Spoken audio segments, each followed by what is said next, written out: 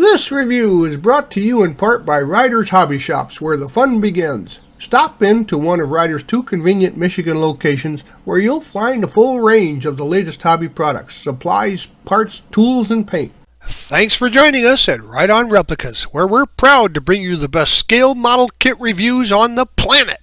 100 pace car. It's a 125 scale kit in the Revell catalog, number 85-2857. Now, this is a re-release of a kit originally that came out in 2004, and it's actually been released in multiple versions since then and during. It's an out-of-production kit, but it can still be found on the secondary markets and on online auctions, and they're still really nice lookers. This purple pace car was driven by Parnelli Jones, the 1963 race winner, and only 1,158 production replicas were produced for the public. Now, the build consists of over 125 parts molded in white, chrome, clear red, and vinyl tires. And the decals are nice quality water slide type, and you get some dash details and stripes for the body, plus the Indy specific details as well.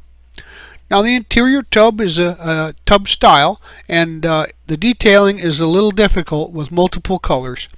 The one part body is completed prior to installing, and overall when you're done it'll be about 7 inches long, 3 inches wide, and 2 inches high.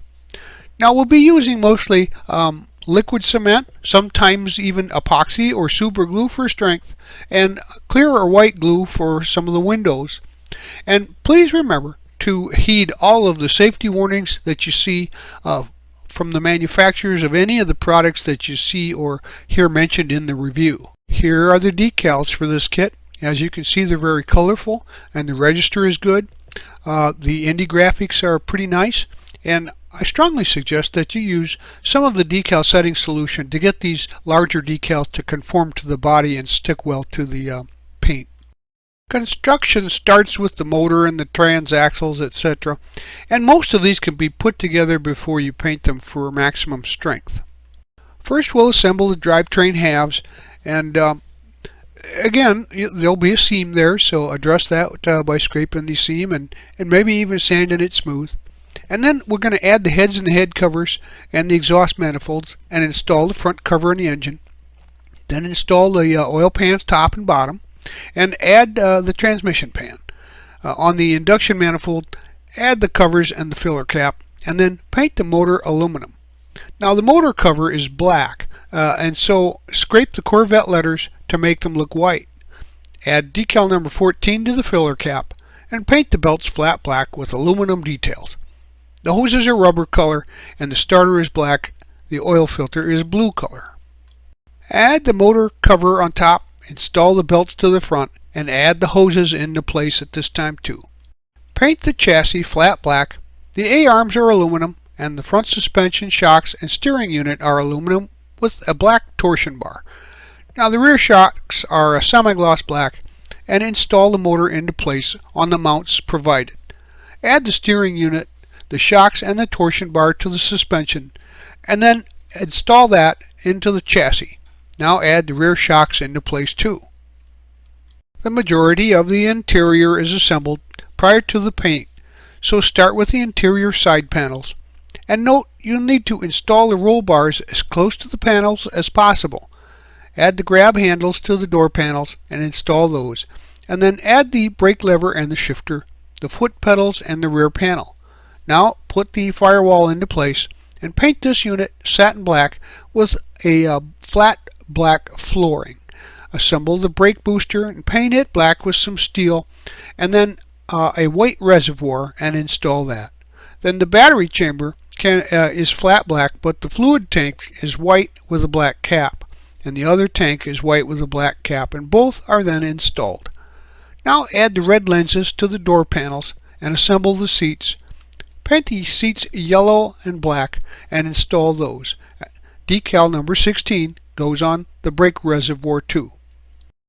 Grab these pieces for the next step, and remember to scrape any paint or chrome plating off of gluing surfaces for good adhesion. Now assemble the radiator shroud, the snorkel, the radiator, and fans.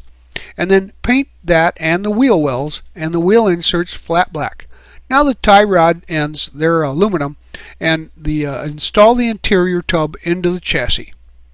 Then add the rear wheel wells and add the front wheel well inserts and install the radiator into place. Now add the tie rods in place on the rear suspension. And note that you'll cut out decals 7 and 8 and not put them in water, but just glue the backs to the floor as floor mats. Find these parts and we'll assemble the dash and paint the dashboard assemblies satin black. Now the steering column can be added as well as the decal number 9, which is the instrument panel. And there's a clear panel to cover that up. Just cut it out and put it into place, and then put the white or the clear panel over it. Using the slots on the side panels, we'll install the dashboard into place now too. Cut these parts off of the tree and trim off any parting lines or sprue joints that you need to remove. And then now the chassis underside gets completed next, so we'll paint the exhaust aluminum, assemble the suspension, the spring, and the anti-lock brake unit, and paint that aluminum too. The axles, torsion bar, and the tie plate then are flat black, and the brakes are aluminum with steel calipers. Now note you'll install the tie plate first and then the exhaust. So add the axles, suspension, and the torsion bar, then add the brakes with the small calipers on the back facing the inside and larger caliper on the front side facing towards the inside. Assemble the front spoiler and install that onto the chassis. Now we'll assemble the tire and wheels, and note that the tires are directional and they have different sizes. The left front is number 180 and the left rear is part 170. The right front is part 150 and the right rear is part 160. Give the tires more of a used look by pressing and rolling the tread on a sheet of 220 flat sandpaper, and then assemble the rims with the rim backs. First paint the rims yellow and then install the rims into the proper location as per size. Now we can snap the tires into position in the right places, and you can see the front end here with the tires in position. Now just put your finger on the back of the A-arm and press them into place with some force to put them in position. And the rear is similarly done the same fashion, so get those installed now. And now we'll spruce up the engine bay with some of that graphics work, so we'll use decals 10 through 15 except for number 14, and you can see where they're all placed here, and it makes that engine bay look pretty authentic. So at this point we'll have a rolling chassis on which to build the rest of the vehicle, and as you can see she's looking pretty steady and has a nice rake to it, so we'll move on. Next we'll grab these parts to assemble the body, and they can be put together before any paint work. So we'll add the hinges to the hood there, and then we'll add the hinge pivot to the body, and then install the mirrors and add the waterfall that is between the seats. And for the Indy pace car version, we'll add the light bar now too. Remove any of the parting lines and lightly sand those off, as well as any blemishes you might find, although it's a pretty clear, clean body. And then we'll tape the hood into place, and we're going to give the body a nice overall light sanding with 1000 grit paper, and then wash and dry it, air dried, and then primer the whole body in and out with a good quality primer. Then wet sand it again smooth with a nice 1000 grit wet sandpaper and let it air dry once again. So I actually had to go to a paint shop and get this paint mixed, a small amount of it. It's called Radar Blue, and it was the pace car color that year. So this is PPG automotive paint sprayed through an airbrush, but I think that some of the aftermarket suppliers now have these colors, so you can order those online. And next we'll add the decals, and here's those colorful yellow contrasting decals. And once again, you'll use some setting solutions here because they wrap around many of the contours and panel lines, but they will look great. Just make sure you use plenty of warm water to move them into position, and give them a generous coats of the setting solutions to make sure that they conform well. Let the decals dry overnight and then give it a nice couple of even coats of automotive clear.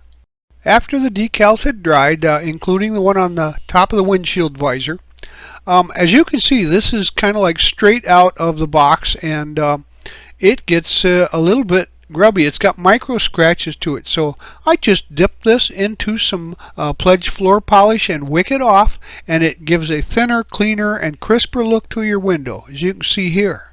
Now we can mate the chassis to the body, turn it upside down and put it on something soft, and then just kind of lift the sides out apart a little bit and shoehorn the chassis into the body, and it'll snap right in and fit without any glue needed. And next we'll complete the rear end section with these pieces, and the flashers in the light bar are silver and then transparent yellow over that, and add the covers with some white glue or some of the crystal clear. And the tail lights, the side markers, and the backup light areas on the body are painted silver, and then the lenses are installed over that, once again with some clear glue. Now cut and glue the Special Indy license tag in place and put that into position. You won't need to use that as a decal, just cut it out and glue it in once again with some clear glue.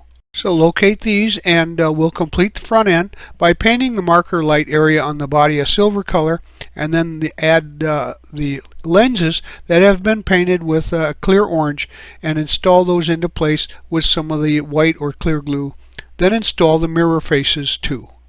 You'll have just a few pieces left, and as you could imagine, this car could have easily just been built into a 98 Corvette convertible with an up top, and that's what these parts are for. But we made the pace car, and that's all you'll have left for this car. Well, there you have it. This stunning looking car is actually a pretty simple build.